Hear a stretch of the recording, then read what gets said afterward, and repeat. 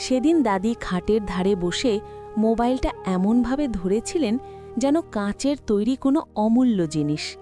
তার আঙুলগুলো একটু কাঁপছিল।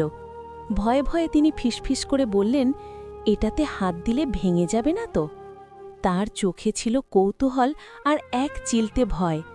আমরা হেসে বললাম, ভেঙে যাবে না দাদি, এটা আপনাকে পুরনো দিনের গল্প শোনাবে। তারপর তার হাতে ধরিয়ে দিলাম আমাদের শৈশবের ছবি, আমাদের পুরনো বাড়ির ভিডিও। দেখতে দেখতে তার চোখে জল এসে গেল। বললেন, আহা, কত স্মৃতি! প্রযুক্তি শুধু যন্ত্র নয়, এটি আসলে স্মৃতি আর ভালোবাসার এক নতুন সেতুবন্ধন। এই প্রজন্মের কাছে প্রযুক্তি যতটা সহজ, প্রবীণদের কাছে তা ভিন্ন এক জগৎ।